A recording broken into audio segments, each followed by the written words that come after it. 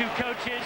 It's worth saying that Wayne Bennett has won 5 NRL Grand Finals, 1992, 1993, 97, 98 and the year 2000. And Brian Noble, of course, 5 successive Super League Grand Finals behind him and 3 victories. And the last time that Brian Noble tasted defeat prior to last weekend was the 10th of July at Wakefield. But what a night for number 16 there, Jamie Thackeray, making his international debut in a Great Britain jersey and up against the mighty Kangaroos. Steve-O, this is certainly no night for faint hearts. You're right there, Eddie, and we really have, as I said in the studio, to get right underneath the skins of this Australian outfit. They're fully aware that they can do it. They beat them here last year, remember, so that is a bonus. And there's the vice-captain, Brian Carney, who had a nightmare last week. Let's hope that he can get back to top form. He was one of the best players in last season's Tri-Nations. And there is the main man. Let's hope that they all 17 will be main men tonight. Well, as the presentation party makes its way down the Australian players, let us check the way these two sides line up. And it's Great Britain first. They've got Paul Wellens at fullback. Then it's Brian Carney, Martin Gleeson, Keith Senior and Leon Price, with Iestyn Harris coming into the side at standoff and Paul Deacon getting the nod to continue alongside him. The Bradford Bulls combination at 6 and 7. Then the forwards, Stuart Fielden, Kieran Cunningham and Adrian Morley gets a start in the front row. Jamie Peacock therefore moves back into the second row to captain the side, alongside last week's hat-trick hero Paul Johnson. And Kevin Sinfield moves from standoff to his more accustomed loose forward role, and that's the starting 13. On the bench, it's Lee Gilmore, Chev Walker, Jamie Thackeray on his debut, and Mickey Hyam. And the coach is Brian Noble. Let's take a look at the world champions now from Australia. Anthony Minicello at fullback. What about this for a three-quarter line? Matt King, Mark Gasnier, Matt Cooper and Brent Tate. Darren Lockyer, the destroyer of Great Britain in this competition last year, the captain, and Scott Prince is the scrum half. Up front, Petro Civoniceva, Danny Badira, Stephen Price, Luke O'Donnell, Craig Fitzgibbon and Ben Kennedy. And the bench is occupied by Trent Barrett. Wouldn't we love to have a Trent Barrett on the bench? Jason Riles, Mark O'Mealy and Willie Mason. And the coach is the one and only Wayne Bennett. Well, it might look a little bit misty on your screens, but that is a legacy really of the mini firework display we've just had here at the JJB Stadium. And right now we're going to have the national anthems. Paul O'Neill from Perth will be singing the Australian national anthem, studying with the National Opera Studio.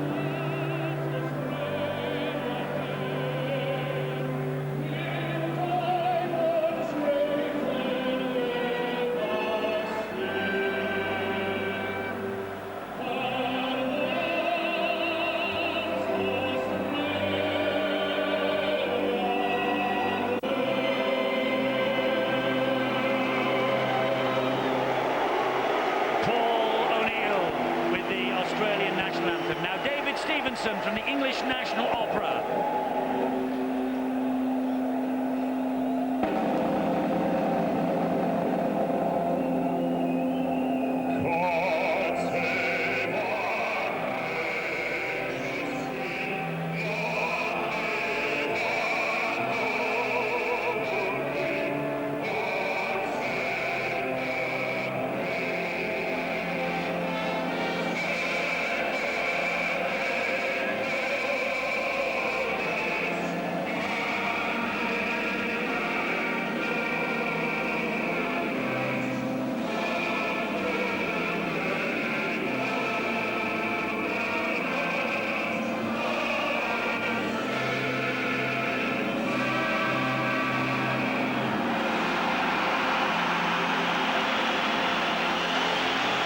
So there we are. National anthem sung. Presentation party exits stage left. It's now down to the 13 players of the two nations. Can Great Britain bounce back from that disappointment last week? Of course they can, Eddie, and it's all about composure tonight. The mere fact that they did slide over for 4 tries will be in their advantage. I'm sure that Brian Noble has been talking all the positives about what came out of last week's game. We knew they were going to be rusty. It was against a side that perhaps was suffering a little bit from jet lag. Take nothing away from the Kiwis. They fully deserved it. But we have the players out there. But we must get off to a flying start. We always say we cannot allow these Australians any opportunity to score early in the game. Big night for Kieran Cunningham and company as Paul Deacon prepares to get this game underway. Australian referee Tim Mander blows the whistle. Here we go. A vital 80 minutes. Lockyer is underneath the kickoff. Sivanasiva. And the charge is led by Kieran Cunningham. And he's out. Oh, he's hurt himself. Injured. The elbow. Not again. He moved away very gingerly from that first tackle. Well, let's hope that it's just a knock on that elbow, that it's not affected that old injury. He certainly put his body on the line there in the tackle on Sivanasiva. Great Britain with anxious eyes looking at their hooker, Kieran Cunningham. His first test in 3 years last week. Here come the Australians, and this is Gasnier down the line. And Leon Price did well, stood his ground, and took Mark Gasnier to the floor. That's Badiris, the dummy half. Lockyer with the angle kick. Over the top of Paul Wellens. Oh, Wellens drops it, the ball went backwards. And he's lucky to get away with that, the British fullback. Well, it was a problem that we had last week against the Kiwis, not particularly the fullback Paul Wellens, but it's Brian Carney that has the football now. Let's hope that he can repay his coach, who's shown a lot of courage and reselected him for this game. This now is Jamie Peacock, the Great Britain captain, Bradford's first team captain, or first test captain since Ellery Hanley in 1985, Jamie Peacock. And of course he followed Brian Noble, his coach, into the job as well. Sinfield with a big kick downfield, but it's brilliantly fielded on the run by Anthony Minichiello. Remember last year in the Tri-Nations, the ball seemed to find its way into the arms of Minichiello each and every time Great Britain pumped the ball downfield. Well, Here now is Matt King. Well, it did on that occasion, but at least we were turning him running backwards. He wasn't running onto the football like we saw the last appearance. Fitzgibbon here for Australia from the Sydney Roosters, winning his 14th cap for Australia. Danny Badiris of Brisbane Broncos at dummy half. And now it's the loose forward, that's Ben Kennedy. Good tackling there by Martin Gleeson. Badiris infield to Scott Prince. Lockyer attacking the line. Back it comes, great movement. Gasnier again. That's back to 6.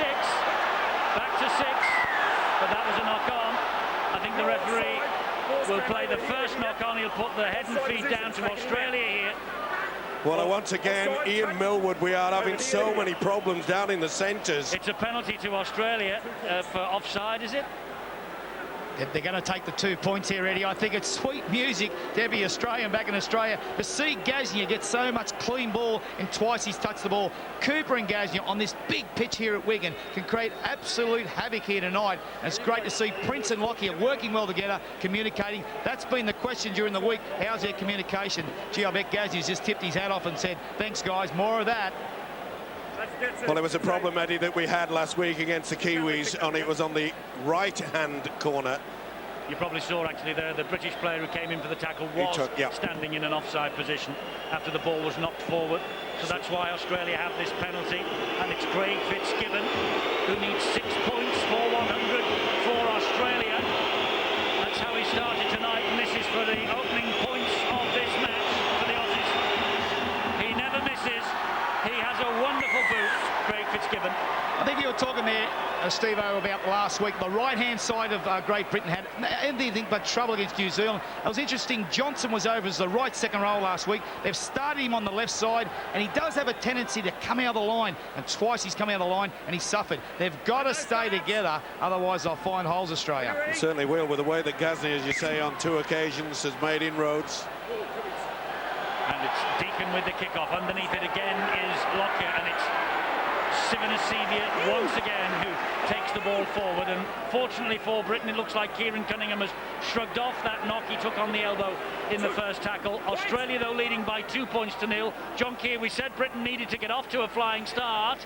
It hasn't happened yet. No, it hasn't, and Australia would be very happy with the start that they've made, because really they've dominated the field position by completing the sets. They've also played some pretty good football with the ball movement from the halfbacks, and the kicking game has been exceptional as well. So it's a great start for the green and golds. They're in possession here once again. Interesting to see that the debut guy at halfback, Scott Prince, is taking the ball first receiver, but he's moving it about. That's a beautiful miss-out pass. Good hands from the Australians, and they have green and gold jerseys flooding forward. They're keeping it alive. This is Badiris, and a kick out wide, looking for the winger here, Brent Tate. He finds him. Tate bats the ball in field, forward. Whoa! Luke O'Connell slides over, but referee Tim Mander from Australia says that was forward. The pat down. Oh, I don't know how he's got that. The momentum rules surely could have come into it, and we are extremely fortunate. Great work, though, wasn't it? Tate certainly gets it back, and he disappears out of shot.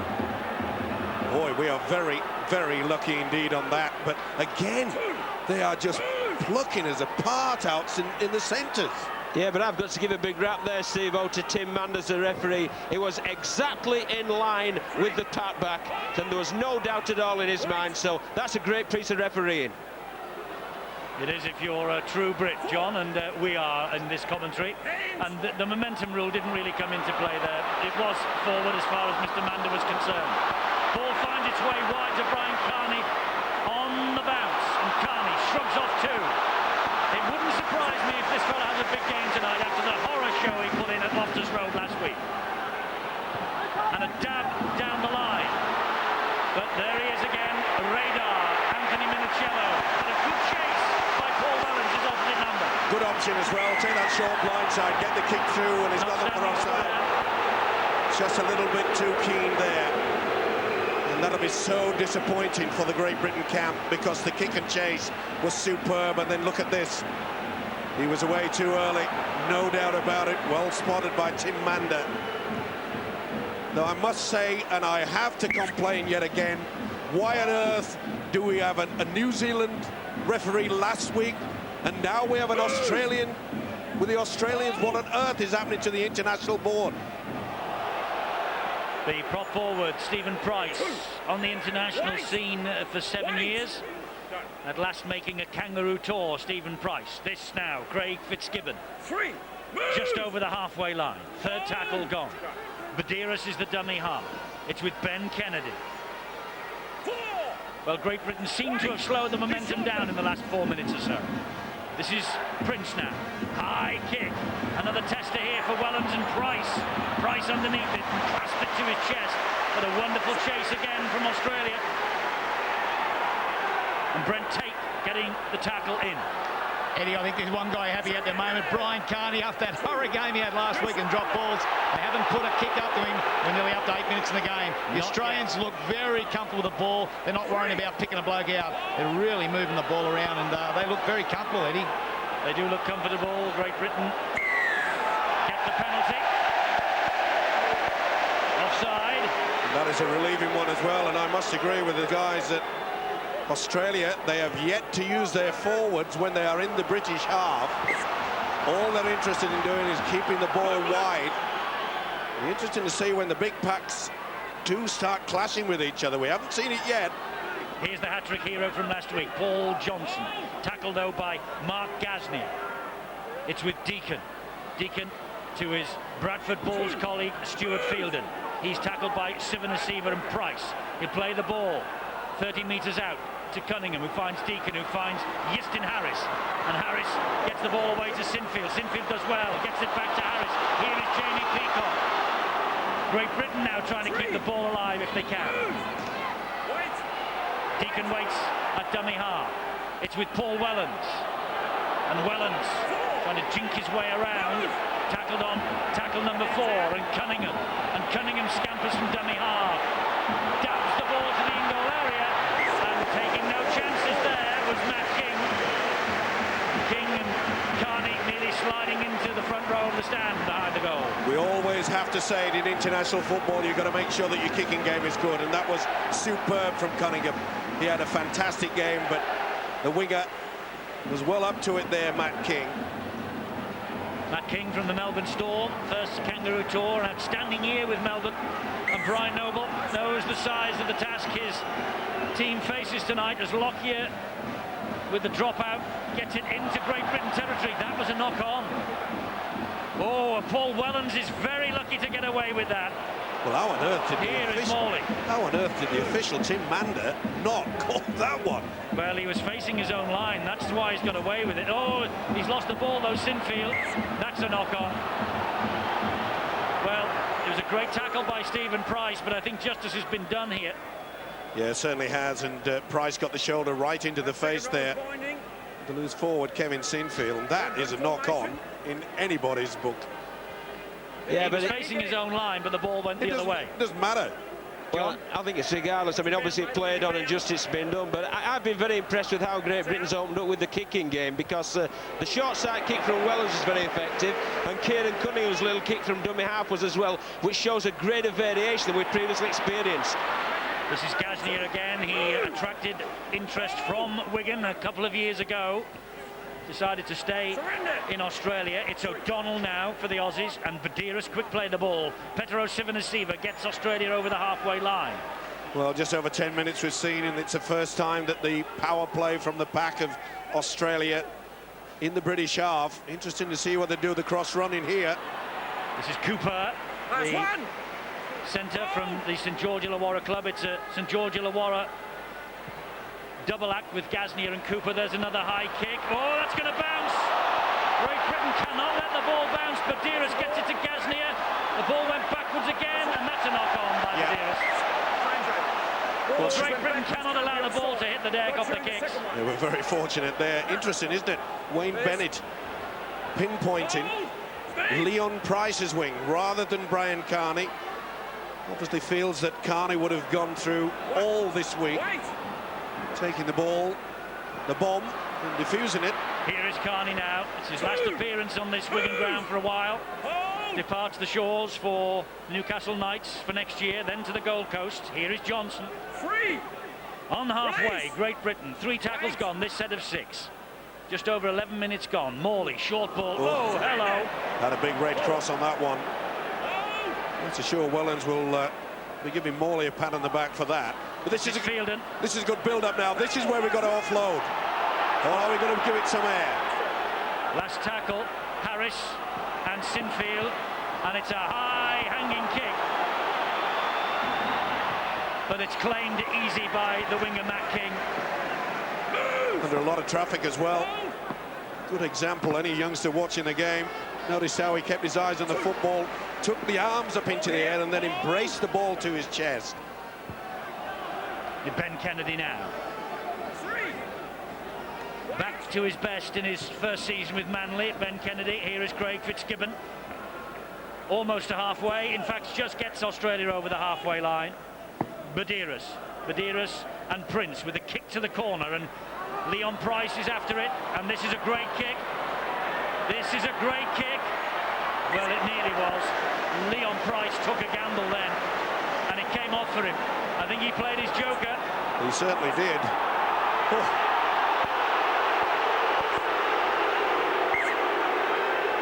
Interesting that he wouldn't let Britain restart, although Great Britain were all back on side. In Super League, Eddie, once you get the ball to the 20-metre start, the referee just says, go, guys. So you get it relayed as quick as possible. In Australia, the referee has to be back and set with the defenders, and that's why the fans are upset.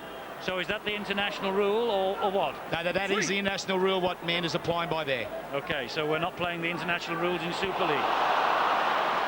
Johnson, I think I prefer to see ours. Well, as I say, we're supposed to play the same rules, but why on earth?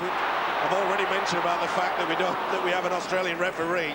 Can I just say on that, if you come up with a poor kick, it doesn't stay in the field of play, you should be punished. You shouldn't be rewarded by letting your defence get set. You should be punished. You should be able to play on the attacking team. Snapped by Minicello, great kick from Deacon. It's dribbled all along the ground and it's greasy here. And look at that. And great tactics. He was a bit surprised as the fullback. He thought that he went back, but the tactics have not just given him plenty of air. I think in 2 years that we've watched the Tri-Nations, Steve, well, that's the first mistake I've seen from Anthony Minicello. Yeah, well, he's only human. But our tactics are very good indeed. Glorious opportunity for Great Britain here, though. Here is Justin Harris. Plays a short ball. And Gleeson is not tackled. He gets up again. And so close now, Great Britain. Will they feed it wide? No, they come back this way with Deacon. And Deacon gives it to Morley. And Morley is halted by Sivan Asima. Could have been penalised. Kieran Cunningham. Cunningham short ball. Peacock. He was far too flat, Peacock, there. He should have been at least 2 yards further behind. Running onto the football. Looping pass to Justin Harris. Here now is Deacon. Deacon, it goes wide to Senior. Not the best off his toe, but fortunately retaining possession for his side despite the pressure from Lockyer. It's Deacon. Deacon now to Stuart Fielden. Oh, Fielden loses the ball forward, and Minicello picks up, and Anthony Minicello will be a very lead fullback. And that's a flop by Jamie Peacock. Got away with it, though. He has. And I'm not so sure that the referee... Oh, that's a high shot. He's got him for that one. Cunningham was high. He didn't miss. Well, that's silly play. Good build-up by the British. And then he swings right over the top of the shoulder. More or less just pulled it behind at the last moment, but even so, anything above the shoulders, you have to be penalised. We have to just put them on the rack.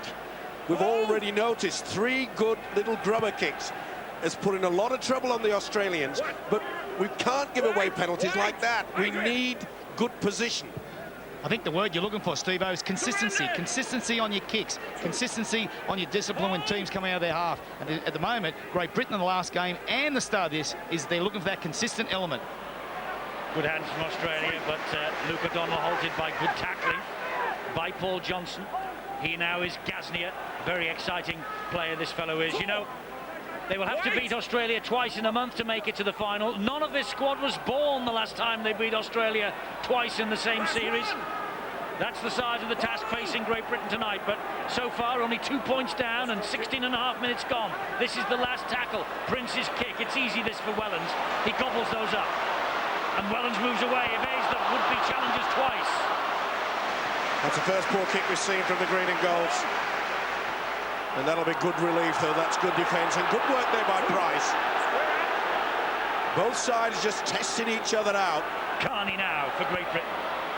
The only problem between the two sides is that Australia have been giving it plenty of air. Penalty. Carney was trying to get on with it quickly, and Fitzgibbon was all over him. Well spotted as well. Looked a bit of a high shot as well into his face. The point I was making is that Australia keeping the ball alive. We have not seen much wit being played by the British boys as yet. 5th penalty of the match, 2nd to Great Britain. They're on halfway with Deacon. Here now is Harris. Back it goes to Sinfield. Sinfield wide to Martin Gleeson. I'll tell you what though, Eddie, it's a proper test match, this one. There's not points aplenty, there's not big holes in the defence, and the sets of 6 are being completed. It is a great test match. 2-0 Australia lead from the early penalty by Craig Fitzgibbon. And the possession has evened up considerably as Fielden takes the ball forward again. Tackled on number 3. Good run from Cunningham, looking for the penalty. He's got Deacon in support. And Deacon takes tackle number 4 this set of 6. He's the man Cunningham again. He's the man again, is Cunningham. The runs from dummy half, causing all sorts of confusions at the moment. What an awful pass wide. And this is Cooper. And Matt Cooper. Oh, it's a walk-in. It's a walk-in all the way to the line for Matt Cooper. And Kieran Cunningham's pass out wide was just plucked out of the air by Cooper. And Cooper goes in for the first try of this international. Well, I can't believe it. And that's a gift. I have just put the mocker on the man of the match as far as I was concerned for Great Britain last week. He was creating all sorts of problems, but he did the little run away. It was a looping pass, and Cooper said thank you very much indeed. And that's the second occasion that we have seen Britain threatening the Australian line. Before that, they gave away a silly penalty. It was a high shot from Cunningham. This time, the hooker has given a gift to Cooper. He won't have an easier try than that. He knew he had the legs, had the pace, the pistons were going. Didn't have to get into top gear. Against a run of play, but you have to take your chances. Matt Cooper from the St George Illawarra Dragons on his third cap. 4 times he's played for New South Wales. Mike Forshaw immediately off the bench, carrying the message from coach Brian Noble down the ear of Kieran Cunningham. Rain teeming down here at Wigan as Fitzgibbon from bang in front makes it 98 points for his country personally, and 8-0 for his country here at Wigan tonight. And Matt Cooper with the try. 13 tries for the Dragons this year. Only the former Hull man Colin Best with 20 got more for the Dragons in the NRL this year. Well, that really is a big knock to the confidence of the British boys. Cunningham was obviously going to be a key player in our attacking ploys, but on that occasion, I must say, Ian Millwood, disappointment you could see etched in the hooker's face. You know, the disappointing thing for him also was, Steve-O, was the amount of players that were standing behind Kieran and not pushing up and offering themselves as support. When he did throw the ball, there was only 2 blokes out there, so they were easy to read by the defence. And I think it gets bad news for him too, and good news for Australia. I think their 2 best front rowers have come on, O'Mealy and Riles, and they've got the start they wanted. They have got the start they wanted, but that was the most un-Kieran Cunningham-like pass. It was. I think that shows an anxious team as well, Eddie, there, because it was un-Kieran Cunningham-like, and it shows the anxiety within the team. When you're in a test match, you're in an arm wrestle, just stay in it, keep going through the processes, and the scoreboard will look after itself without doing something out of the ordinary. Another good kick there from Australia, and Wellens collecting it behind his own line. And the chase has arrived in the shape of Mark O'Mealy, yes it was. And here now is Keith Senior. Hasn't really exploded this year, Keith Senior, in the Tri-Nations yet. And Morley. The man, of course, they all know about in the green and gold jerseys, Adrian Morley. Plays in the NRL for the Sydney Roosters. John, a tackle on Jamie Peacock. John, I pose a question. Would you be throwing Thackeray into the fray now? Yes, I certainly would, because he's a type of player who disrupts the pattern of a game, does Jamie Thackeray. He goes out there and he'll do something to lift the team, so I'd certainly be sending him out there with a good 15 minutes to go before half-time. That's a nice little dab over the top by Kevin Sinfield, but it's very well watched. Great defence there from the try scorer, Matt Cooper. Well, the one thing about Jamie Thackeray, John, if he does get out there on the field, he'll upset somebody. He certainly will, yes. He'll be in somebody's face, and, you know, there'll be some fireworks when he gets out there, and I think now would be a great time. I think it'll give a big lift to the British boys. He may upset the Hull directors. He may be on a bonus to making his international debut. They normally have that written into their contract, but we need something, not just money. We need someone to really rattle these Australians. A decent enough tackle from Peacock. There is Thackeray waiting his chance on the bench, and this is Lockyer who hoisted now then. This is a kick out wide to Brian Carney's wing. The ball is knocked back and then bounced off the legs of Cooper and found its way into touch. Well, the most important thing about that kick, and it would have been seen by the Australian coach Wayne Bennett, Carney didn't even involve himself. Well, I thought that was good wing play, though, Steve-O, because he's saying to Matt King, you take the ball, it's the last tackle, and I'll just jam you over the sideline into touch. So, all credit there to Brian Carney. You don't think there's apprehension then? No, I think that was a good decision by the wingman. Little juggle there by Jamie Peacock. This is Fielden. Oh, Fielden loses the ball forward. Well, it's very slippy out there, but it is important if you do lose possession, make sure you're not underneath your own sticks. Pretty solid defence. The Australians are past masters at it. You'll notice one man will make sure he goes down for the legs. The other one will go to hit the upper body on the ball-carrying arm. It's effective. And here is Prince, who gets the ball away to Gasnier. He sneaks away from Senior, but loses the ball. It was good pressure on him from Paul Johnson. his feet, and Thackeray waits to be introduced, and Mickey Hyam is there as well. Two men who might just change the direction of this test match for Great Britain. It's with Wellens. 23.5 minutes gone, 8-0 the Australians lead. On they come, Thackeray and Hyam for Morley and Cunningham. Out they come then. Britain's wild cards, and here's Thackeray. Straight into the action. That's lifted the crowd, but it lifts the team. Hyam. Pass to Fielden. And Fielden, oh, he's wrestled to the ground. The British boys are getting through a lot of work in the forwards, but we're not seeing any offloads. We've got to get our support play a lot better. What on earth is that? Well, that was different. And yeah. Gleeson stabs the ball forward, and Minicello had to apply the brakes, but still coming up with the possession, Minicello, just the same. Well, that was surprising. I thought we were going to see another, remember, St. Helens, long, kick the ball out wide. Well, there's no wide to West out there, is there? And there's no Chris Joynt out there either. Let's hope there's a bit of wild West out there with Thackeray in there. He's getting himself involved. Marco Mealy has the ball, though, for the Australians. It's Badiris. Badiris then to Ben Kennedy. Good meters forward by Kennedy. Gets to the halfway line. Badiris again. Lockyer, the skipper, down the line with the kick, but out on the full. Mistake from Darren Lockyer. Rarely see that.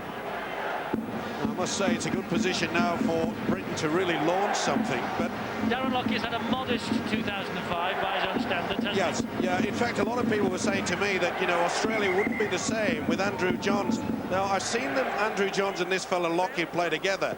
They're so similar, I do not think that they actually work. And I think Wayne Bennett will be quite happy to throw in Scott Prince, the debut boy, because all he's done is given the ball to Lockyer. He's given him plenty of time with the ball in hand. And there is O'Mealy was in very late then. Only late, but it appeared as though the knees were becoming involved.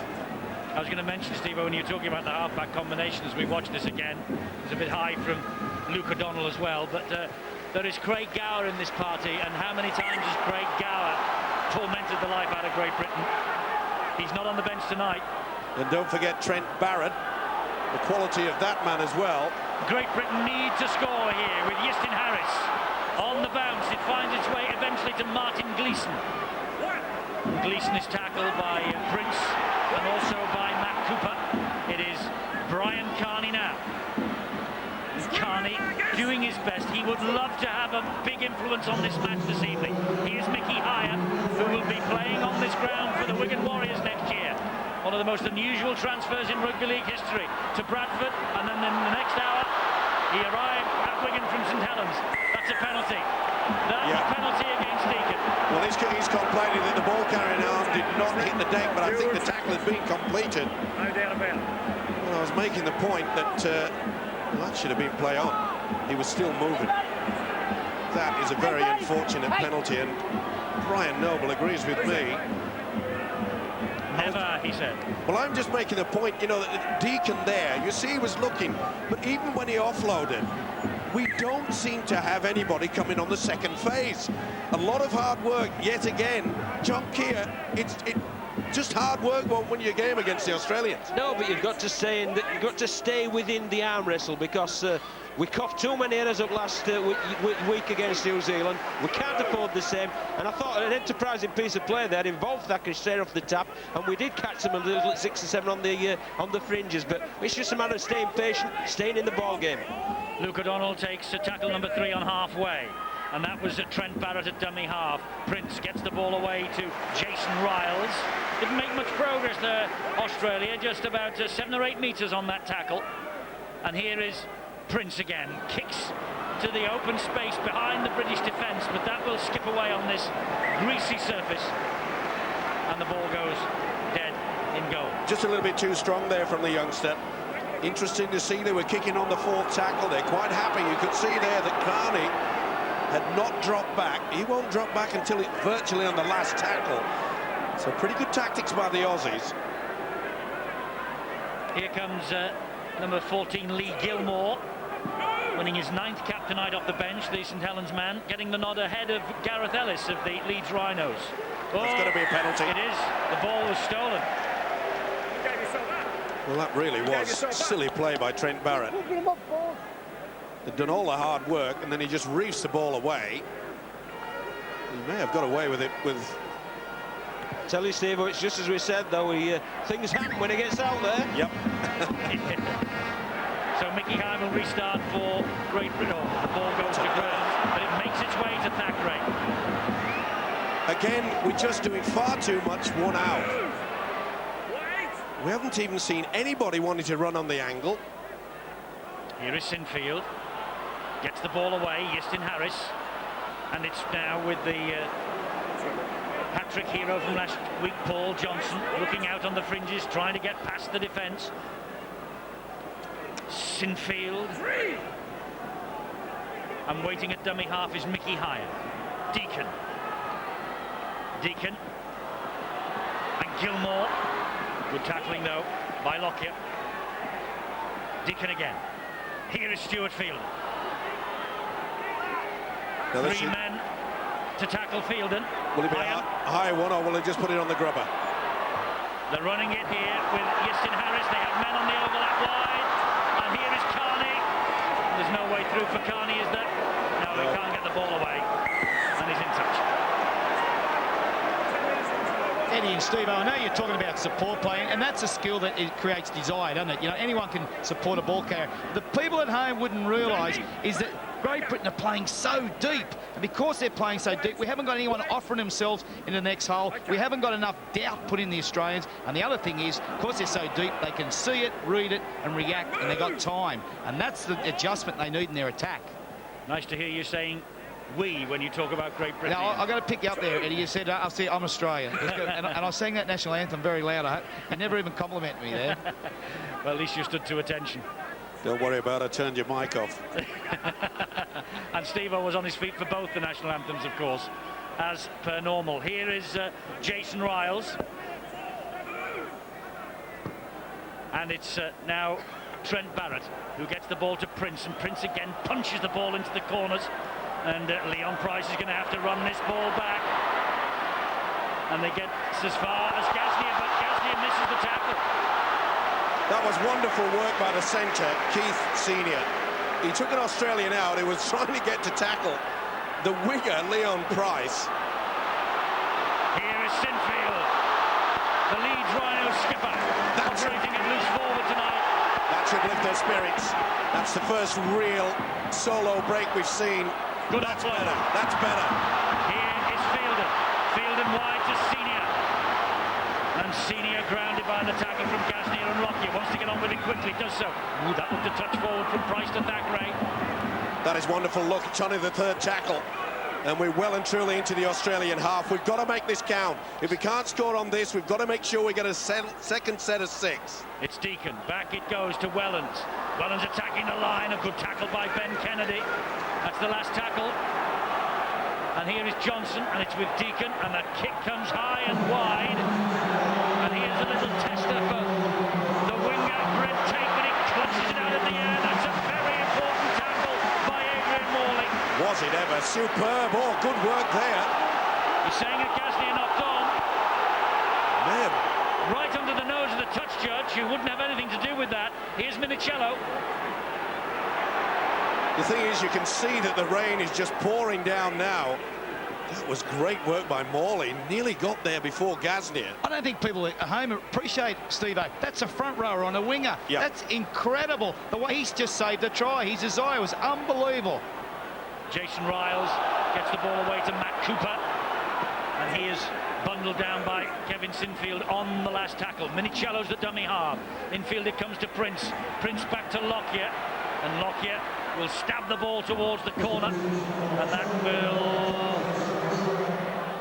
run just dead. But there are only inches in these kicks for Australia, not being absolutely blinding from Lockyer and company. And Carney will run it back on the first tackle for Great Britain, but only as far as the substitute, Trent Barrett. You can see quite clearly that this ground is very heavy indeed, and that really does sap the energy. And in these conditions, an 8-point lead, that is a fairly high mountain to climb. for the British boys, but they've got to keep pegging away. Well, they're keeping going. That's the important thing. They're trying all they know. There's a few offloads. They're playing the ball out wide, and here they come now with Justin Harris. Turns the ball back in field to Martin Gleeson.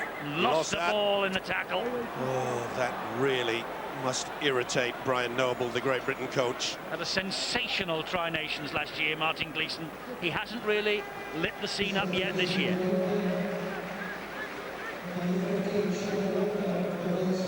Eddie Ogden, Stuart Fielden, unreplaced. All front row has been replaced. We've got 6 minutes to go. He's still going like the first minute. God, he's got an engine on him, hasn't he? Hates to come off. Hates to come off. He never likes to miss a minute of the match, Stuart Fielden. And Brian Noble, his club coach, knows all about that, of course. On the bounce. Well, he just realised, did Brent Tate, that he was going to be penalised for a voluntary tackle. Started moving forward at the very final moment. Mark Amelie, tackled by Lee Gilmore. Here's Fitzgibbon. The one thing that has improved from last week in the Great Britain side is their defence is a lot solid, especially in and around the play-the-ball area. Prince. Ball was lost, and Prince, was he standing in offside position? No. They'll play the knock-on. You can see on the close-up the amount of rain that is hitting this ground. It was a pretty good hit, wasn't it, by Paul Deacon? Yeah, Ian's spoken about playing a flat attack, and the Australians are certainly trying to do that. But one of the dangers in conditions like this, if you get a team really advancing in the defensive line and cutting your space down, you can force headers like that. And obviously, that's what Brian Noble will take great heart from, and he must insist that Great Britain continue to do that. Big hit, and another big hit. The 2-14. Oh, well, surely he's going to get up for that. Flashing there. Well, that was like coconut shy. This is Carney. Dear me, 5 balls for the bob. That was ridiculous. Nicky Hyam, great little run. Important ankle tackle that by Barrett. Deacon, Chev Walker, Keith Senior, halted by Lockyer, finished off by 2 more. Amelie was in there, so too was Mark Gasnier. Leon Price at dummy half. The pass drifts into the arms of Hyam. That's a poor that kick. is poor. This is Minicello. That's losing the composure. He knew he wasn't supposed to get that ball, and it was just sheer panic. And at this level, that's the difference between the two sides at the moment. It is, Steve-O. The Aussies would have just kept in the process, and we'd got numbers, you know, wide out, and the ball just needed sending wide to bring their wingers up. Then you've got the alternative to put the kick behind him. Just over 3.5 minutes to the half-time side, and Australia leading by 8 points to 0. Petro Sivanasiva for the Australians. 137th meeting this is between the two nations. Great Britain 60 wins, Australia now 71. We've had 5 draws. The kick downfield comes into the arms eventually of Paul Wellens. Again, we see them kicking on the 4th tackle, quite happy to do that. That's the confidence of knowing that your chase will be solid, and it is. Leon Price gets the pass away. Justin Harris. Oh, they stood around. Dear me, you could throw a satellite dish over about 5 of them there. They've got the penalty though. That's a relieving penalty for Great Britain. Scott Prince spinning the man round on the deck.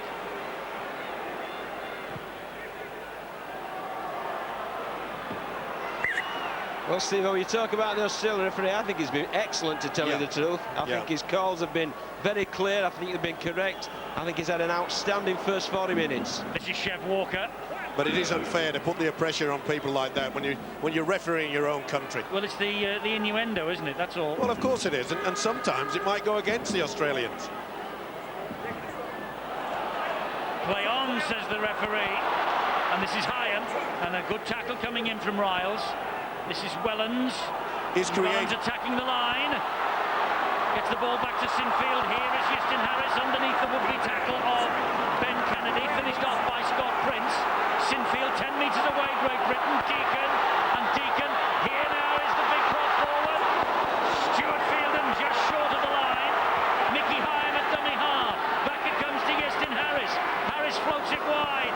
Gleeson, he has to take the tackle. And does so from Matt Cooper. It's the last one. Chev Walker. Harris. Good ball. To ground. Off the legs. Flicked hither and thither and keeps it going. Back it goes. Still the last with Morley.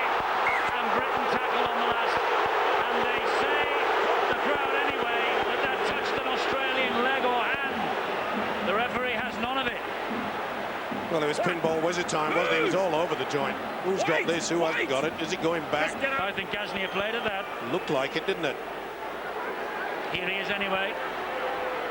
Well, Steve, you spoke about the satellite dish. You can throw one over the Aussies here as well. Well, I think they've lost their composure a little. They certainly have. I think they're quite happy to say, let's get to the half-time hooter here.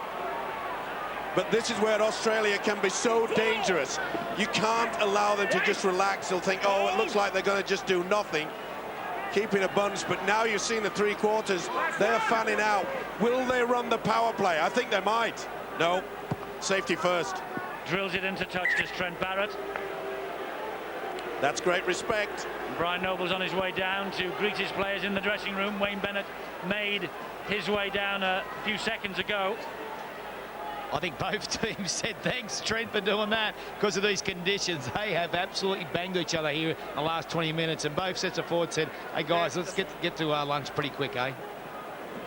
25 seconds and counting to the half-time siren. Britain will have a couple of tackles, and it's with Harris and wide to Martin Gleeson. And Gleeson is halted. 10 seconds to the half-time siren. Harris once again. This is Chev Walker now. Trying to get to his feet quickly. Oh, that was a real schmozzle at the ruck there. And the kick downfield from Justin Harris. Well, they'll just kick it instead. They won't even bother trying to pick it up. Well, will they, or will Minicello try and get a length of the field try? That surprised me, this. He could slip from his grasp. Actually, he looked over his shoulder. He saw the fact that it was 0-0-0-0 on the scoreboard, the big clock that we have on the screen here, and he knew that was the last tackle of this first half. So, well, it's only an interception try that the Australians have scored, courtesy of Matt Cooper. 2 goals from Craig Fitzgibbon, and the Aussies lead by 8 points to 0 at half-time, but it was underway. Wellens is underneath the kick-off. Oh, that is not the start that Great Britain wanted. Mistake in 4 seconds. Well, that's amazing. Remember, early in the game, I was indicating to youngsters watching that how the arms should be extended. You could see quite clearly that Wellens didn't move the arms at all and allowed it to hit the chest. Oh, this could be a nightmare. Yes, this could be a catastrophic start to the second half. Here is Gaznia. Great Britain have got to muscle up in defence. That's what they're doing over there. It was Harris with the tackle. Here is the run from Markham Mealy, and he gets the Australians to win 5 metres of the British line. It takes 3 to halt him, but that's only tackle number 2 this opening set of 6 of the second half. It comes back to Scott Prince, and Prince tries to jink his way around Adrian Morley. And in there also is Mickey Hyam, and they go down the right channel. It was Trent Barrett who just lost his footing. Markham Mealy is the dummy half. And on the run is Prince, and here now is Craig Fitzgibbon. And Australia running down a blind alley at the moment. That is tackle number 5. It's the last tackle. Can Great Britain stand firm as Barrett at dummy half finds Scott Prince. Prince to Lockyer, ball back and on the bounce, finds its way to O'Mealy. Now the kick wide. There's danger here because it's on Brian Carney's wing, and it's flicked up to Cooper, and Cooper is forced into touch. Great work by Carney there. Didn't lose control. Great effort. Didn't go out of position. Well, did he tackle him with when he was up in the air? That's a moot point. Either way, Carney did the right thing. Make sure he got the defence in. Now he's carting it away from dummy half. Oh, that's good work. It is a brave run from the Irishman. Brian Carney is 10th cap for Great Britain. Vice-captain, Leon Price. That's another thing that the British boys have got to do. They've got to share the work. We get the penalty. That's a relieving penalty. And Jason Riles, he's having a word with Tim Mander. Well, there's little doubt he was trying to give him a facial as well. Silly play, Jason Riles. Wayne Bennett will send the word out for that. Now then, this is where we just have to grind our way through. We've got to get good field position. Morley, good run up the middle. Then we've got to be more adventurous. Maybe the simple run around. Run the angles. Mickey Hyam takes them on, but the tackle by Riles and Kennedy. Good moments for Great Britain after a dreadful start. It's now Iestyn Harris, a dreadful start to the second half. They really could do with getting over for the try here. Britain would give them such hope. It's with Deacon, and Deacon finds Sinfield, and back to Deacon, and wide it comes to Gleeson, and Gleeson gets the ball out to Carney, and Carney is halted by 3 green and gold jerseys. Tackle number 4, 2 remaining, Deacon. And Deacon gives the pass to Kevin Sinfield, and Sinfield to Gleeson again, and Gleeson loops the ball. In actual fact, it touched an Australian, but it was not played at, says Mr. Manda. So it's tackle number 5. Got to get it in the goal area. That's a good kick, but they're there in numbers. It'll bounce awkward. Oh, good play. But that's the type of kick that was needed. Great work there by the winger.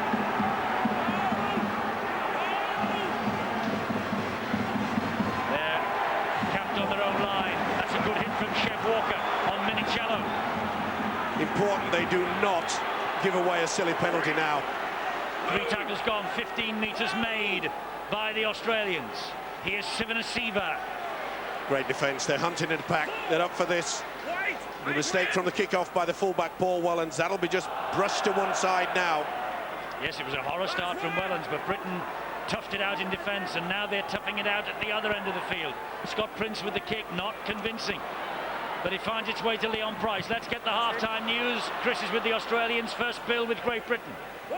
It's a pretty satisfied Great Britain camp. Well, scoreline apart, but the aim in this second half, early in this second half, complete the sets, just try and turn the Australians round, improve the kicking game, play off Kieran Cunningham when he comes back on the field, and they reckon that there's still a chance here for Great Britain. Every chance, that is. It's painful watching for one man, the Great Britain skipper, as was Paul Sculthorpe, who's sitting up in the stand there, having to sit this one out, of course, having undergone a knee injury. He reckons there's every hope for his side, but they've got to find some penetration, he thinks. Let's get the Australian viewpoint. Here's Chris.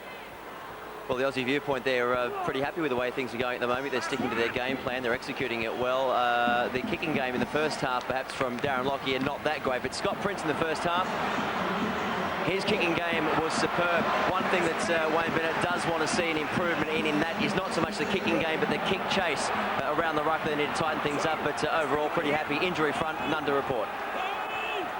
Thanks, boys. Kieran Cunningham, as you see, back on the field for Great Britain. Start of this second half. Here now is Brent Tate.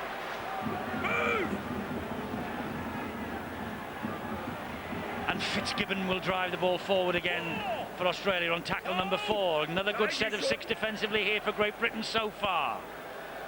But they're trying to give it some width, and they do that. And they do that with conviction. It's Cooper, and a good tackle by Gleeson. Great defence there by Britain. They weren't sucked in. Kept the slide in solid. Make sure they went as a unit. Prince was under pressure, but the ball straight into the arms of Leon Price. That was a poor kick by the youngster.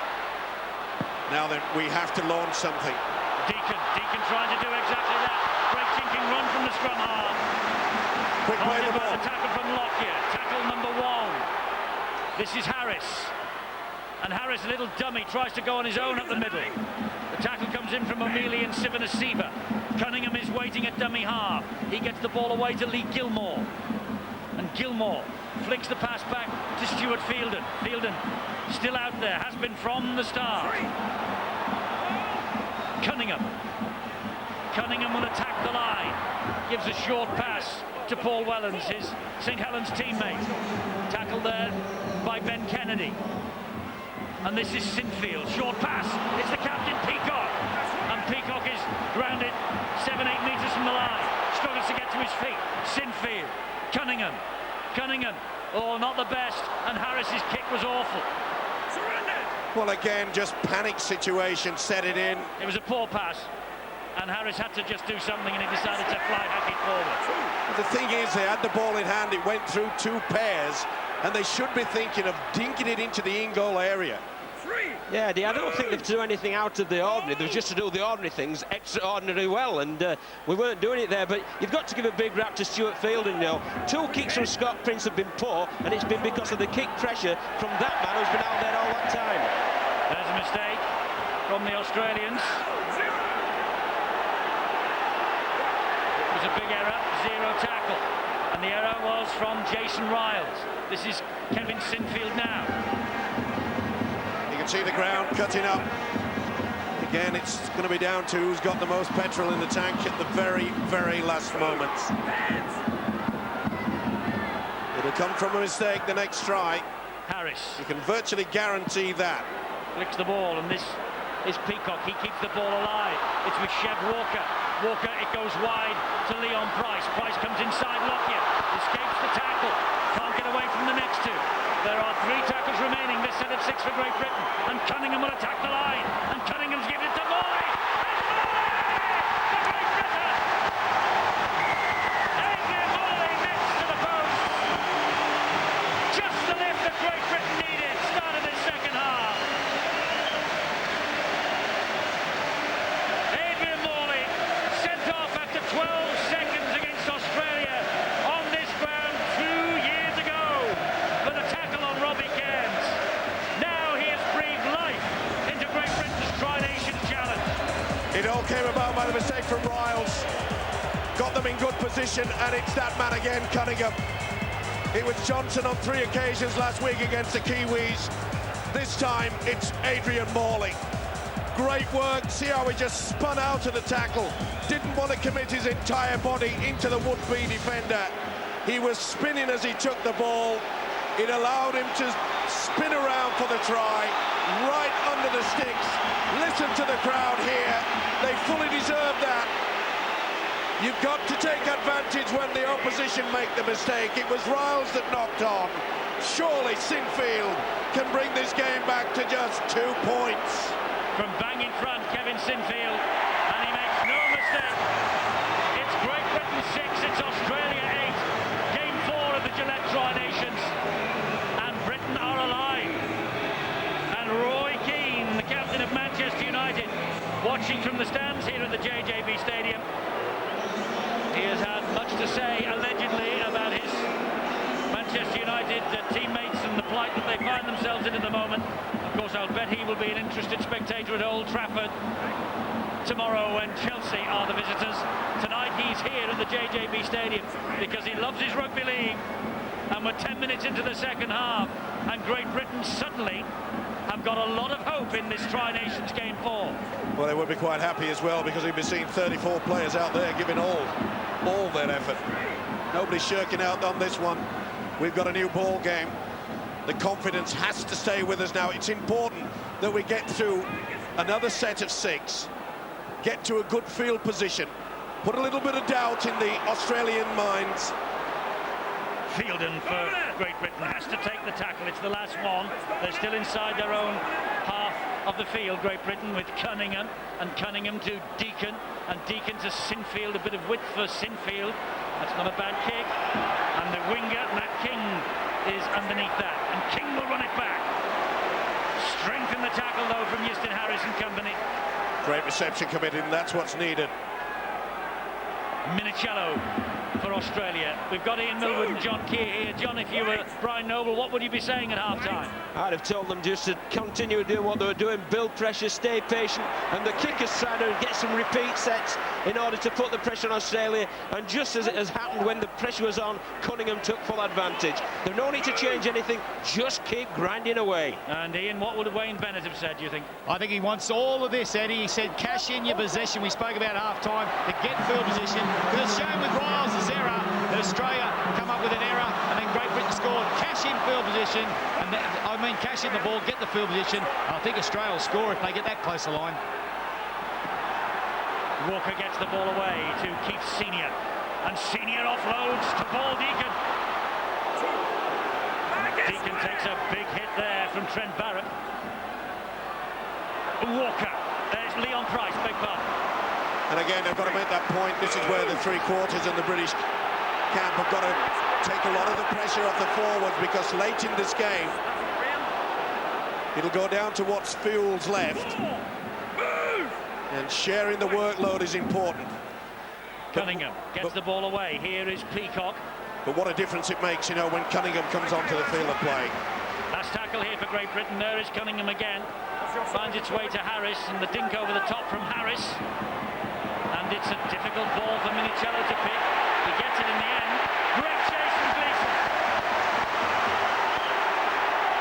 Here now, Matt King suddenly Britain with their tails up. The Lions are roaring. Great little kick on the blind side. That's what you need.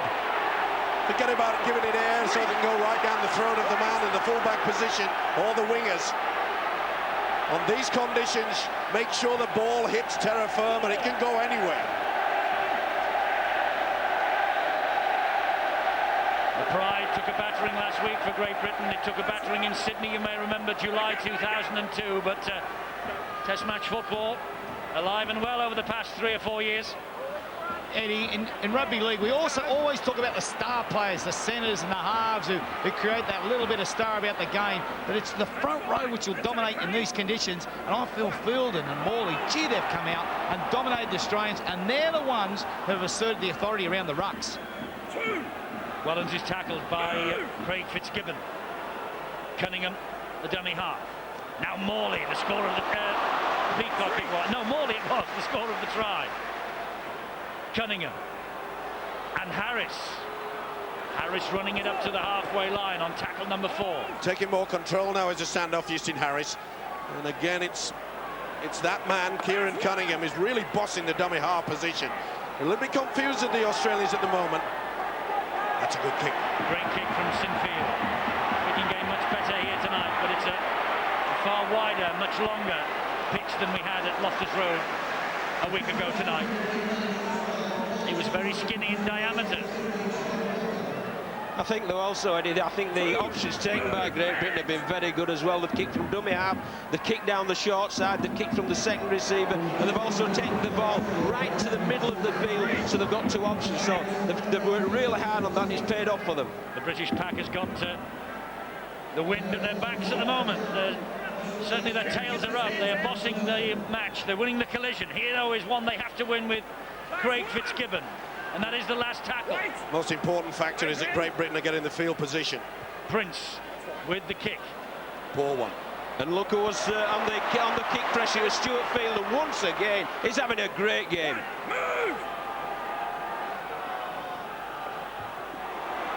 Here comes Senior looking for the score that would take Britain ahead of Australia, who lead by 8 points to 6. A quarter of an hour of this second half gone. And there's a problem here for Adrian Morley. He has come off the field and Thackeray has had to replace him. This is Johnson. Oh, that is great metres forward. Problem for Morley as he leaves the field. It's Deacon, and Deacon slides a kick through.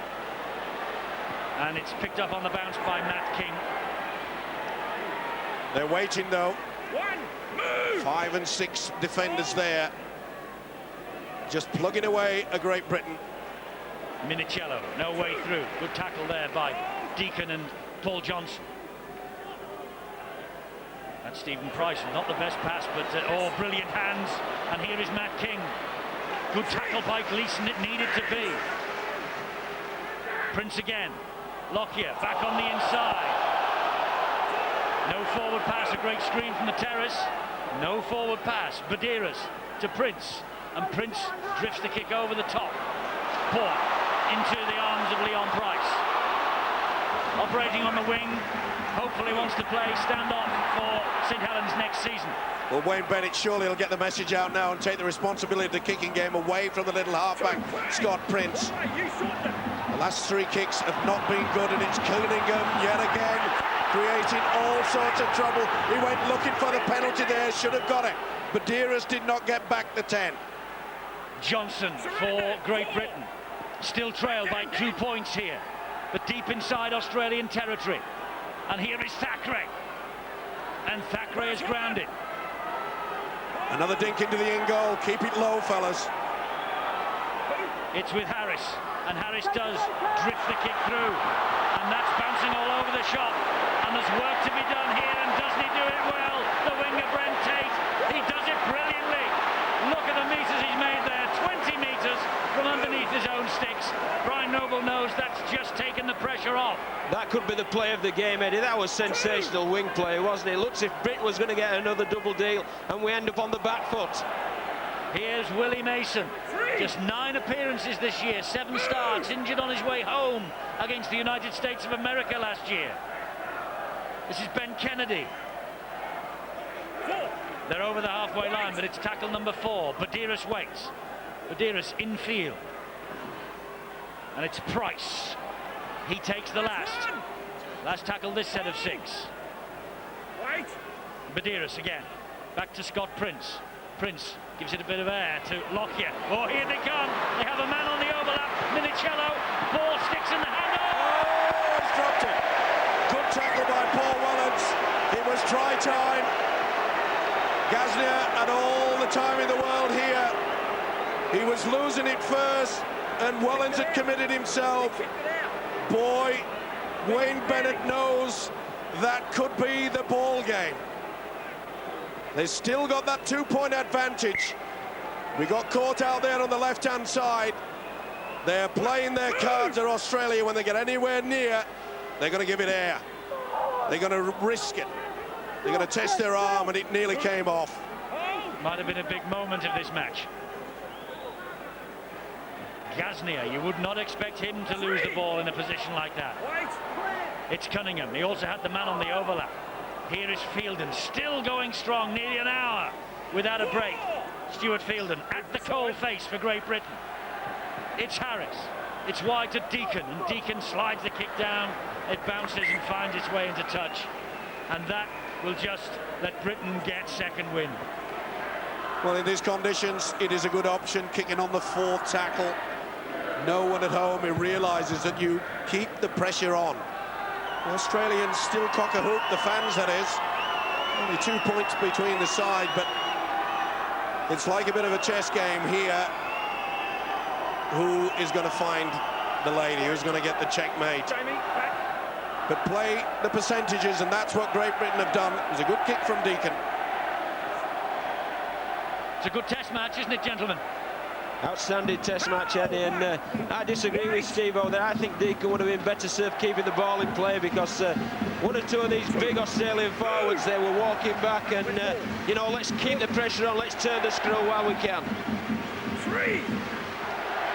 Steve-O, I'm going to take you to task too. I reckon down the back end there, they weren't throwing the ball, they were reacting what was in front of them, that space. Remember the old theory, Steve-O, run where they ain't? And that's what they've done, and their reaction when they have numbers, Australia, has been better than Great Britain. And that's when they got down there, they look a threat, because they run where they ain't. That's the last tackle on Badiris, this set of 6. And it's Craig Fitzgibbon at dummy half, and he gives it to Prince, and here they go, they're running it again with Lockyer, and here is Minicello. Oh, great ball back on the inside to Gaznia, another knock forward by O'Donnell. Well, there is danger every time Australia flood down that right-hand channel. He fell over. It certainly is, but was he taken out there? Well, Lockyer saying that he was taken out, O'Donnell, but the referee says he fell over Kieran Cunningham. Well, I think Kieran just launched himself, and he tried to, he tried to pull him back, Kieran Cunningham. Lockyer, that is, and then as he's falling, he actually stopped the man from getting the football. Here's Thackeray. Another chance gone begging. 2. And again, it shows you that the green and golds, they're not frightened of giving it air. Well, Steve-O, you spoke about the 3 quarters. I think the British 3 quarters this second half have been sensational. I think Leon Price and Brian Carney both are into dummy half, and they've got great yards every time they've got there. Anxious moments and anxious looks towards the bench, and there we see Adrian Morley. Bill, some news. Adrian Morley got a bang on the shoulder, really bad bang on the shoulder. There was concern about him, but it seems to have eased. And in fact, there's the word that Adrian Morley will be back in the fray very soon. That's good news. Good news for Great Britain as Badiris scoots into dummy half and gets the ball infield. This is Matt King again. It's important that Brian Noble has 4 fit players on that bench. He's going to need them. The interchange is going to be important. This is O'Donnell. Grinding their way upfield, the Australians. That's 3 tackles gone. And Badiris makes a couple more metres forward. There's little doubt when it started raining about 2 hours before the kickoff that this would certainly suit Great Britain. But I must say, I've admired the way that the Australians, who have adapted to the conditions very well indeed. It's with Lockyer. He's shaped to kick. He's running it. Ball back on the inside. There's the kick from Minicello. Harris covers up. And the tackle is completed by Matt Cooper. Carney waits. Carney goes down the short side. He's away from King, but Can't get away from Cooper. Plays the ball to Gleeson. Gleeson to Wellens. We're into the final quarter, and you can see that there is quite a lot of these players out there. They are just walking around. It has really started to take effect. Thackeray isn't walking. That's good effort. Just show that enthusiasm. That's all it takes. Just one play. Oh, that was a mile forward. Here is Leon Price. That's the last one for Great Britain. Cunningham eyeing the options left and right, goes down the left to Deacon. I must say, Steve, after we were very critical 12 months ago of the kicking game for Great Britain, It's been good. much better tonight. Certainly has. And Great chase. the chase has been up to it. The kick is only as good as the chase, as we know. Now then, we've got to keep them down here. You can see they're very slow to reorganise themselves at the green and goals. And this relentless defence, it has been superb. To be fair, on both sides, very few opportunities. We've only seen those two occasions where Ghazni had dropped the ball and then Ghazi's pass was dropped down. Vast improvement from Great Britain on last week. Oh, without a doubt. Huge improvement. He was lost They've it. lost the ball. Fitzgibbon has lost the ball. Now then. What can Great Britain produce from this scrum feed? Good hit over the top. Second man going into the ball carrying arm. That was Martin Gleeson. Fitzgibbon, an experienced campaigner. Composure. Do not panic. Just drive away. Chinese torture. Drip, drip, drip. Harris to Wellens. Wellens away from one, but O'Donnell was there for his country. And Paul Johnson at dummy half, and he'll have a little run. And takes the tackle from Badiris and Stephen Price. Cunningham's the key. He waits at dummy half. The St Helens hooker. And he gets it infield to Fielden. And Fielden finds Deacon. And Deacon can't get away from his opposite number, Scott Prince. Kevin Sinfield. Sinfield to the captain. Jamie Peacock, an offload to Cunningham. A dump ball back to Easton Harris. Wide it goes. Wellens. There's a man on the overlap, and Wellens elected to go for glory himself. And Leon Price waits. Back it comes to Easton Harris. And Harris looks and finds Gleeson. Oh, he's and lost Gleeson loses it. That'll be the knock on. Well, you have to take the chances. And he knows it. The centre spitting chips over this. If you're going to make contact, try not to do it with a ball carrying arm, especially when the conditions are very slippy. You've got to fend with the non-ball carrying arm. I'll tell you what, Steve, these Aussies are they're on the ropes, because you could tell with Scott Prince's reaction there. He didn't go to pick the ball up, he left the ball and took the scrum, because they need all the oxygen that they can get. It's a rugged match, there's no doubt about that. And there is Prince. Did the right thing as well. Maybe inexperienced at this level, but he knew he had to keep hold of that football. Stephen Price. Not make the risk of trying to offer an intercept, as we saw in the first half when Cunningham gave a sitter to Cooper. Outpaced everybody. Badiris. They're making good yards though. Ball tackles, 34 metres. And Lockyer. That's a good kick. Very, very well weighted. It is, because Carney is going to have to run this ball back. And the green and gold wall has arrived. And he got as far as Fitzgibbon and Cooper, but he still managed to make about 4 or 5 metres further forward. That's a good scampering run. He's had a big game as Deacon. He's worked hard. Kicking game has been solid, but the defence from both sides. Big hit there by Willie Mason. It's been a pleasure to watch. This is Gleeson. Maybe getting to that point in the game where you need something individual, something spectacular, maybe the little chip over the top, something that the defence perhaps wouldn't be expecting in these conditions. He was looking for a penalty then, Martin Gleeson. It wasn't coming. Oh dear, that's out on the forward. Well, why on earth is a prop forward putting himself in a position to take the kicking responsibilities? Deary me.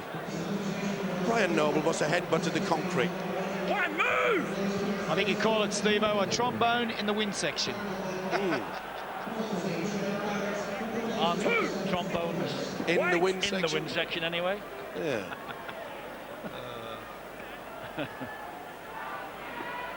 Good ball.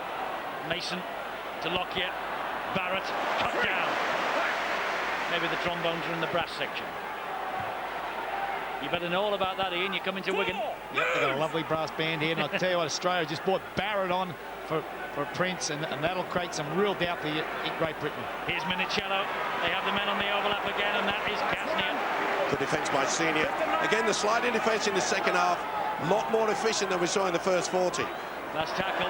Good pressure from Price. It could work out well. It could. It's picked up by Gleeson. Just lost his footing. He slid along the deck. Great work there from Leon Price. Applied the pressure onto the kick, and that's why it was a bad one. Gleeson gleefully picks it up. Now then. Morley's return, you might have noticed. Roll the sleeves up. But on the minus side, it's Kieran Cunningham who's gone off. Mickey Hyam was the dummy half. Here is Fielden again. I think what Brian Noble's trying to do there, Eddie, he's trying to keep the intensity around the ruck area and blow out people like Mason and that who haven't had a lot of rugby league. Cunningham's done a fantastic job, but he's asking the Wigan hooker now to really up the tempo and speed around the rucks. Harris with the kick. It hits the deck, and it forces Brent Tate to just trap it with the foot. Just a second or two, and it allows Britain to come forward, and Senior gets the tackle in. Here is Gasnier. Great tackle, Leon Price. Been a great effort, you know, from both sides. I've thoroughly enjoyed this. Okay, we haven't seen the silty skills. The conditions certainly have put paid to that. I'm going to say it's not the night for those. No, but the way that these two sides have gone into each other, absolute credit. It's Australia in possession, still inside their own half though, 10 metres inside. Fielden's been immense. Yeah. Lockyer. Oh, Lockyer behind Matt Cooper. Is that a turning point? It certainly is, because that is a tired mind. Not just the physical sense. What's going through the brain box now? Here's Morley. 10 minutes to go. Britain 2 points behind. And Hyam with the run. Couldn't get the pass away. Gleeson was looking for it. Might have been a penalty there. Referee says play on. And it's with Peacock. And Peacock out the back door. Harris, it was risky. Wide. On the bounce to keep Senior. Well, I suppose they're trailing on the scoreboard. The time is running out. They've got to start to chance their arm. And that's what they're doing. They're testing this Australian defence. That's tackle number 4. Here is Leon Price waiting. Looking both ways. They've got the second phase. Look, they're hanging back for the second phase. Is it going to come, though? No. Harris. There's nobody there. Last tackle. Can they get a second set of 6 out of this? Great Britain. Deacon, the kick has to be good. Oh, it's awful. It's a shocker. Willie Mason picks up. And Willie Mason is halted by Leon Price. And it's a penalty. Well, you speak about was Lockyer a turning point. That might be the turning point of the game, where Mason picked that ball up, and then we foolishly have given a soft penalty away, which will just give field position to the Australians. But it was the kick, John. You know, we talk about consistency, and Deacon's been fantastic with his kick tonight, and that's the difference at this level, being consistent, set after set, minute after minute, and that's relieved the pressure. He has written a book, Wayne Bennett, and the title of it is Don't Die with the Music in You, and Great Britain cannot die with any music in them tonight. This is Fitzgibbon. It's a thoroughly good read, by the way. And this is Barrett, and now it's Lockyer. Oh, and a short ball finds O'Donnell, and Great Britain come back, and the ball comes free again. Is that another penalty? That'll be a knock-on. Referee takes a word. It is a penalty. Oh, dearie me. He's He took advice from the top judge. judge there. Big call coming here, boys. Do you take the 2, or you put the knife and the sword to him and go for the 6? I think in these conditions, I think they might push it into the corner. No, they're going to go for it. They've said. Was it a penalty? Well, the touch judge gave it on that far side. It's hard to see from this angle. The referee looked directly at the linesman and said, listen, I can't see, give me some information. Well, it looks as though Johnson had the arm involved there. I don't think that it was Stuart Fielden. And Brian Noble perhaps knows the two passages of play. First, the poor kick, which allowed Willie Mason to race. Okay, only 20 metres forward. But you could see the Australians, they just lifted. They were under pressure. Now they've got time to get themselves set again, take their time. It won't bother this guy. Craig Fitzgibbon, and this would be a personal milestone for him. A 100-point mark for his country, but more importantly tonight, a 4-point ball game. Fitzgibbon for Australia. And he's missed it. What a let-off, but they will get the football back. He had the power to make sure that it went dead in goal. This will be the dropout. It has to be a good one. It's not bad either. Will they drop it? No, they don't. O'Meally will run it back for Australia. Gets to halfway before the tackle comes in from Mickey Hyam. And here is Stephen Price. Well, Paul Johnson will say that justice has just seemed to be done. Barrett. Back it comes to Fitzgibbon. Here is Matt Cooper. And Cooper trying to dance his way through. And Badiris gets the ball away. Willie Mason. Surely the Australians won't be looking at a one-pointer. They'll want to keep the clock ticking away. Here is Lockyer. And back it comes to Minicello. And the ball is flicked back. And there's a chance here for Gasnier. And Gasnier spins away from the would-be tackle, but they come back in numbers, Great Britain. That's the last one. They're lined up down this left-hand channel. It's Lockyer. Lockyer turns it back on the inside. Minicello is over. Minicello with a try for Australia. Minicello perhaps has just punctured Great Britain's Tri-Nations hopes. Anthony Minicello. They always seem to have something in reserve, Australia. And Anthony Minicello, 2 tries in the final last year, and suddenly Britain, the heads go down and the crowd goes ever so quiet. You have to pay credit to this green and gold outfit. They wanted instead just to drive it. Lockyer back on the inside.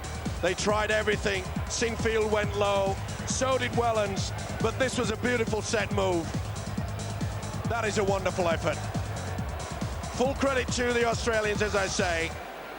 On every occasion that they've drifted into the British half, they have wanted to keep the ball alive, and it has paid off. Sometimes you force luck. The harder you work, sometimes the luckier you become, but there was nothing lucky really about that. It was a good move by this fella, but Lockyer yet again has become the man that has broken the British hearts. Fitzgibbon to make it an 8-point advantage to Australia and perhaps win this match for his country. He's just missed with a penalty. He very rarely misses 2 in a row. It's 14 points to 6. And Australia are on their way to 4 points in the group alongside New Zealand. And Great Britain will have 0 alongside their name. And the mountain that they had to climb before the match has suddenly become looking more like Everest. It certainly will, and we will look back and we will see that action when the big fella Willie Mason, from right underneath his own sticks, went just 20 metres, would you believe? Oh, now there's a penalty. That'll be a penalty. Because the ball has not gone 10 metres forward. Well, they had to take the gamble, but it didn't come off. But it's amazing how things can just turn around. Just 20-metre run by one of the big guys, and it just broke the heart. It just lifted the Australians, got them in a good position. Once we got the penalty. I know you're talking about, Steve-O, about, you know, the loss, and I know everyone in here is to be heartbreak about it. They've conceded two tries, Great Britain, one from an intercept and one when they had to repeat double sets, and they're on the pump. and it come from an inside ball. And that's usually where you're vulnerable when you're under the pump from double sets, is your inside defence. They've got caught out. There's a lot of positives that come out of the game. There's 2 games to go in the series. This series is alive because Great Britain's aimed up defensively today, and at last, out of the 4th game of the series, we've had a low-scoring game. There's been a high-scoring games. Oh, what a ball! This is Gaznia. Here is Cooper, and that's the second try for Cooper. And Australia will win the ball game now. There is no doubt about that. And the big thing about this, from Great Britain's point of view, is that the points difference against them is starting just to mount. Well, I think it's 40 points already behind the difference between themselves before this game and the Kiwis. And you add this on top, and it's looking a very big ask, but it's still not beyond the realms of possibility. No, mathematically, it's still a possibility. Yep, they've got to be there. But full credit yet again. The way that these Australians, they got that try, they could have just said, we'll wrap it up, boys. We'll stick it in the forwards. We're quite happy with this. No, they caught them trapping with some of the most beautiful rugby league football you'll ever see in bad weather. Back on the inside, the offload. Once again, Gaznia inside to Cooper. That is outstanding. When was the last time you've seen 2 centres on the same side working together? And this is the big key here. The bloke pushing in the hole. There he goes, Gaznia. And there's his mate Cooper. Gee, that's a good try in these conditions, and great support. And what a pass it was from Ben Kennedy. Unbelievable. Craig Fitzgibbon, from exactly the same spot that he kicked the goal a second or 2 ago, and he's kicked another, and it's now 20 points to 6. Well, the scoreline, and it's heartbreaking. Yeah, it certainly does. It doesn't reflect the effort that Great Britain have done, but you have to pinpoint the way that this Australian side, for some unknown reason, come up with dry weather football late in the game, when I'd say 99% of the time, John Keir, as a coach, you'd say, we've got this, let's just tie it up. Well, I thought that last try, Steve, was absolutely phenomenal skill. It really was, and you've got to take hats off them. The Rains teamed down 2 hours before the start of the game, and they finished with a try like that. That's why they're the world champions. Australia have won by 20 points to 6. The Tri-Nation Series moves on to Huddersfield next week.